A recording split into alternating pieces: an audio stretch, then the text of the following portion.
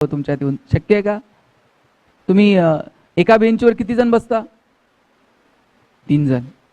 आम्ही असं 3-3 जण एका बेंचवर बसायचो आणि मग ते कर्कटकनं बेंचवर रेषा मारून जागा वाटून घ्यायचं. तुझा हात इकडे का आला, तुझं दप्तर तिकडे का गेलं. शेवटच्या दिवशी आमच्या बाईंनी मला उभं केलं आणि सांगितलं बेंच इथंच राहणार आहे, तुला फक्त वर्ग सोडून जायचं.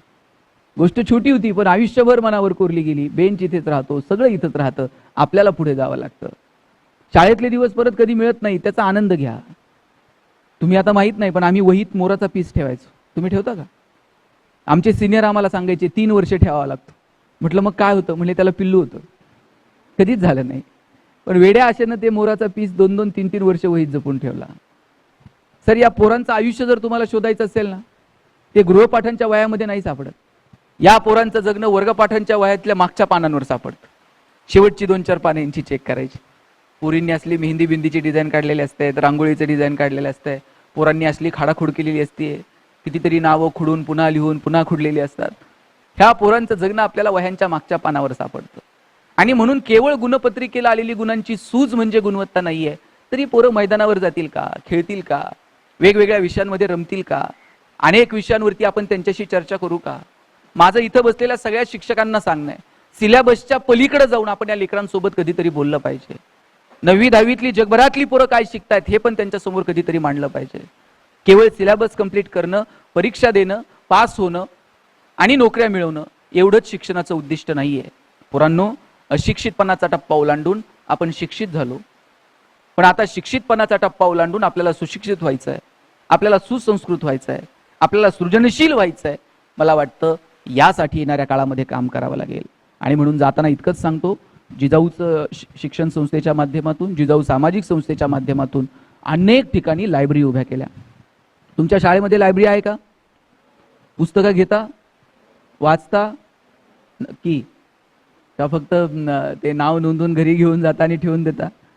सिलेबसच्या पलीकडे जाऊन अवांतर पण कधीतरी वाचलं पाहिजे.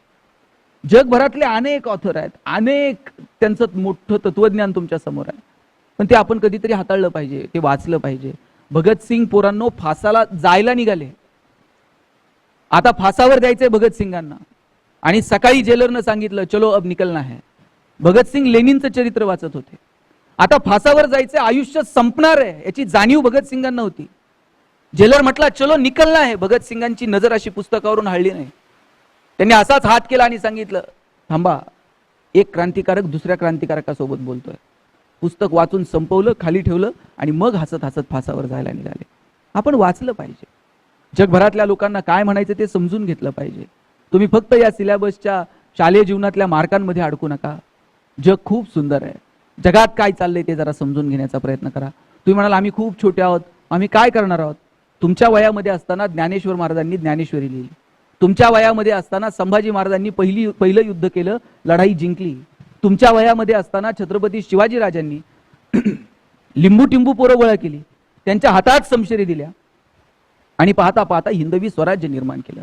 म्हणून हेच वय असतं स्वप्न बघण्याचं, हेच वय असतं काय करायचं ते ठरवण्याचं, आणि हेच वय असतं धाडस दाखवण्याचं. म्हणून वाचा, अभ्यास करा, डोळे विस्पारून जगाकडे बघा. तुम्हाला एलॉन मस्क माहिती आहे ना? ट्विटर विकत घेतलं. परवा मी एलॉन मस्कचं एक भाषण ऐकत होतो. तो सांगत होता की 2050 पर्यंत आम्ही आमच्या देशामध्ये विमानाचे प्रवास बंद करू आणि रॉकेटनं प्रवास करू. रॉकेट लॉन्च करता येतो, तो आम्ही लँड करू.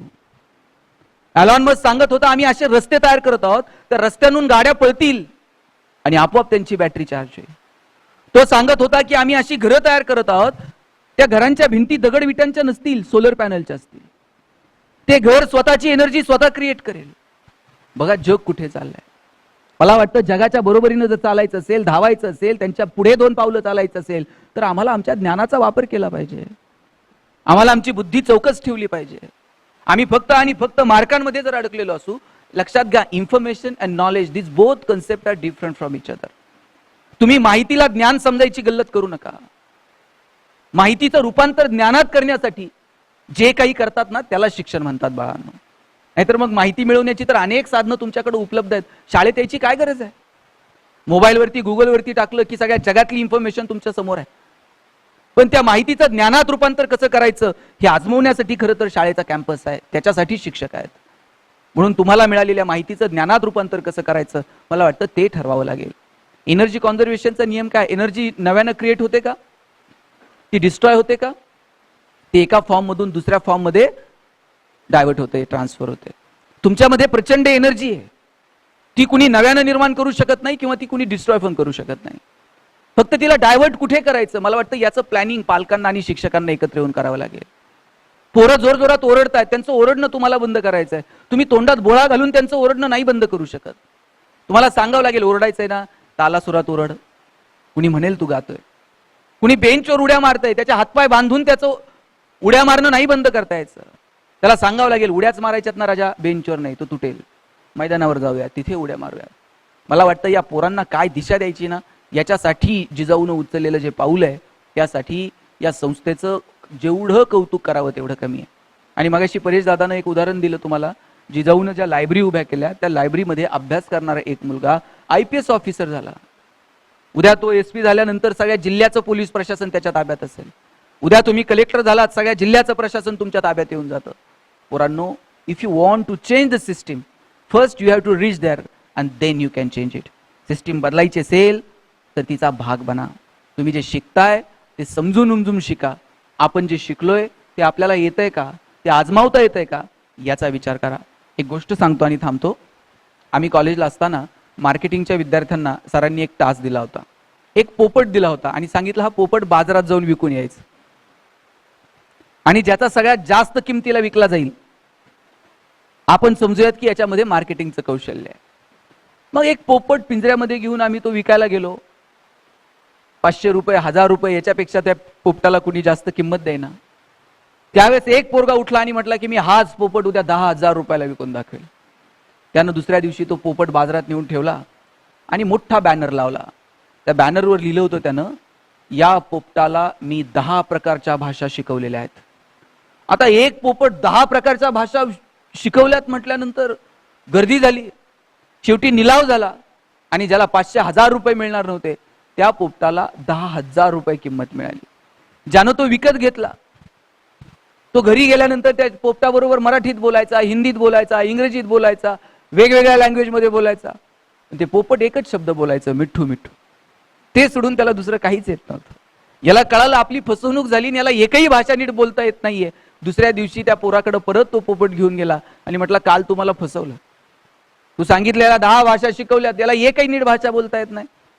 त्यावेळेस तो पोरगा म्हटला तुम्ही बॅनर नीट वाचला का? मी त्याच्यावर लिहिलं होतं मी याला 10 भाषा शिकवल्यात, मी शिकवल्यात, येता का नाही तुमचं तुम्ही बघा की म्हटलं घरी गेल्यावर. तसं आपण 17 गोष्टी शिकलोय पण त्या आपल्याला येत आहेत की नाही हे कधी कळणार आहे आपल्याला?